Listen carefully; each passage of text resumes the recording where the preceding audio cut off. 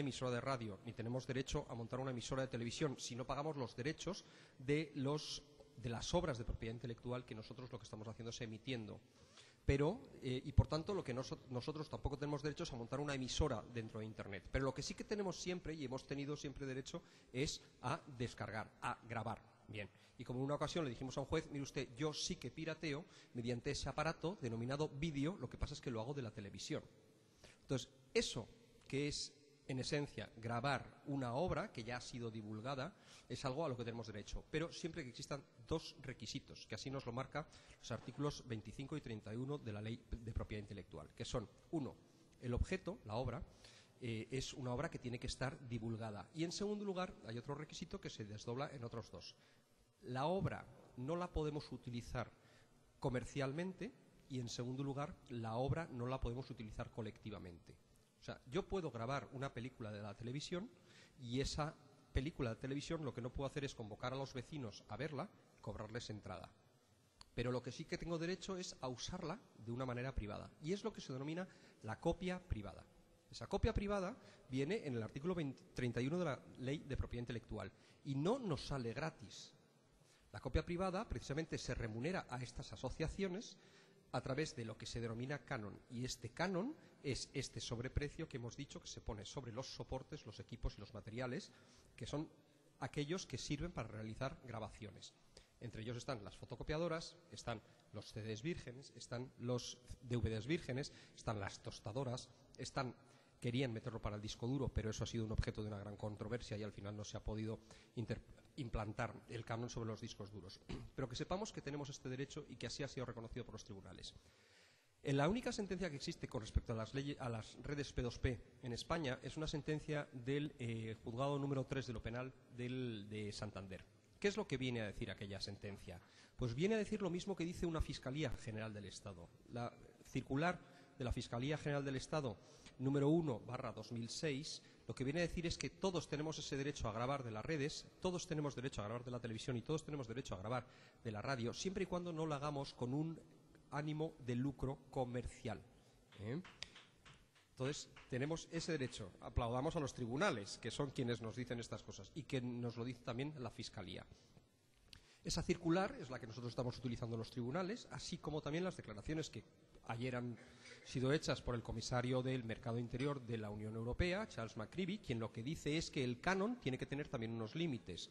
Porque, por ejemplo, y supongo que esto es algo que la mayor parte de los presentes no sabe, cada juicio que se celebra en España, por aplicación de la ley de enjuiciamiento civil, se tiene que grabar en soporte audiovisual, con lo cual cada juicio que se celebra en España lo que hace es devenga un dinero en favor de estas asociaciones privadas.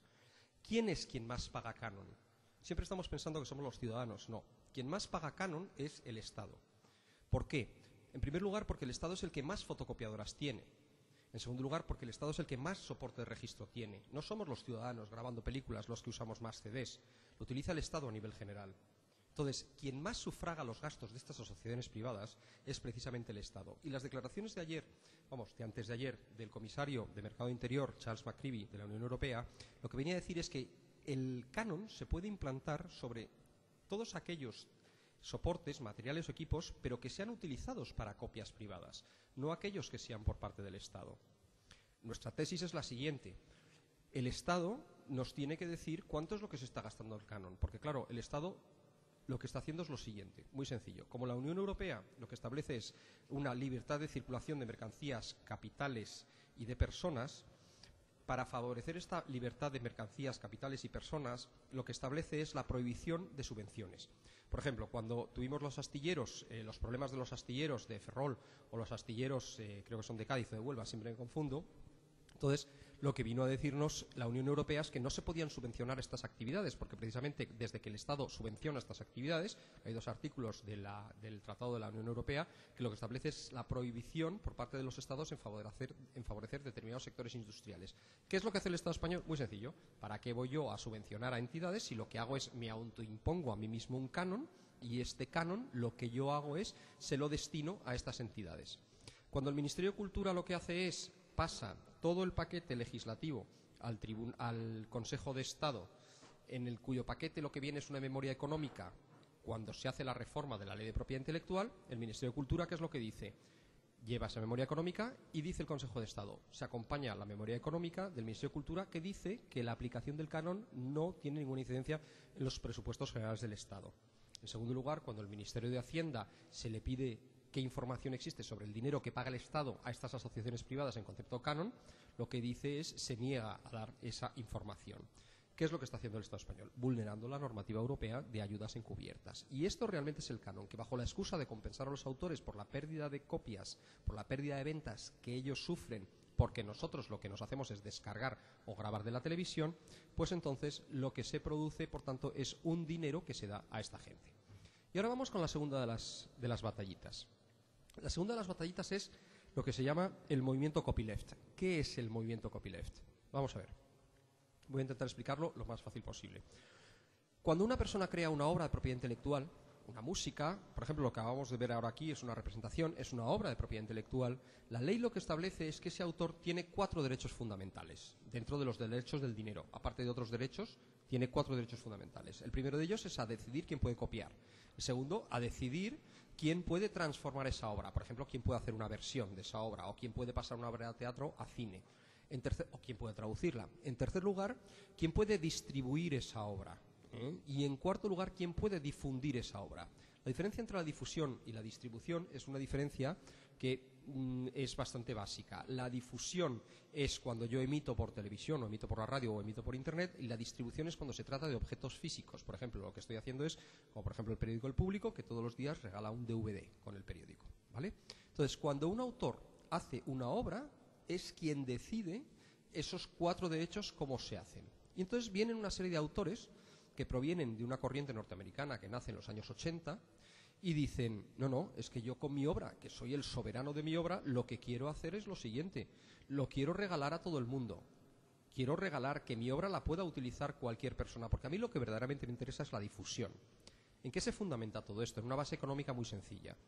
Vamos a ver, cuando nosotros lo que hacemos es, cogemos la categoría clásica de los derechos, los bienes, perdón, el derecho lo que hacía era, tenía los burros, que son bienes semovientes, los bienes muebles y los bienes inmuebles, pero de repente todos estos que se fundamentan en átomos vienen unos objetos, que son los objetos digitales. Los objetos digitales son todos ellos una lista de unos y ceros. Entonces, claro, replicar un burro, replicar un bien mueble o replicar un bien inmueble cuesta mucho dinero. Sin embargo, replicar una lista de unos y ceros, que es un soporte digital, que es un formato digital, eso no cuesta absolutamente nada. Con lo cual, el modelo económico es totalmente diferente. Obviamente, este modelo va a arrasar y es absolutamente imposible que las leyes sean eficaces contra la gente que lo que va clonando son listas de unos y ceros.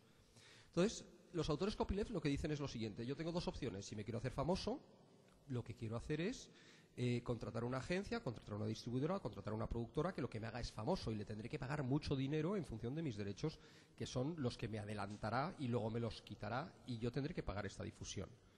Y hay otros autores que dicen, no, yo lo que voy a hacer es utilizar Internet. ¿Por qué? Porque me puede escuchar absolutamente todo el mundo. Ahí tenemos Urban Castle Magic, que tiene la web en chino, en inglés y en español. Y está un grupo de Murcia o de Cartagena que está haciendo giras por China. Ahí tenemos la Mercedes-Benz, que si vosotros os vais a la página web de Mercedes-Benz, podéis acceder a un disco que se llama mixed.com, Entonces, ese disco mixed solamente tiene una condición: que vosotros os lo podéis descargar para uso privado, y además así lo pone. Y, en segundo lugar, si lo queréis difundir, tiene que ser con la condición de que sea para una difusión para uso privado. O sea, no se puede poner en bares, porque eso ya sería una actividad mercantil. Entonces, ¿qué ocurre? Que el 2 de febrero del año pasado, la Dinamo, que no sé si la conoceréis, que es una asociación cultural, lo que hizo fue demandada por la Sociedad General de Autores. Y lo que le pidió fue los derechos de comunicación pública, o sea, los derechos de emitir música en el bar. Y la Dinamo, lo que logramos demostrar fue que precisamente lo que se estaba emitiendo era música de autores copyleft. Copyleft como contraposición a copyright. Copyright es el derecho de copia, copyleft es la copia que esté suelta. Left del verbo to leave, el participio. Que la copia esté suelta, que la copia circule, porque yo como autor o yo como músico, de donde me llevo el dinero no es de la venta de discos. De 3.000 pesetas, yo sigo pensando en pesetas, que cuesta un disco, el autor se lleva 150 pesetas, el resto se queda un tercio en el último distribuidor, en la tienda, el otro tercio se queda en lo que sería parte del proceso industrial, que sería la discográfica, y luego el otro tercio se queda en gastos de manejo, gastos de producción de pues, la caja, el empaquetado, etcétera, etcétera.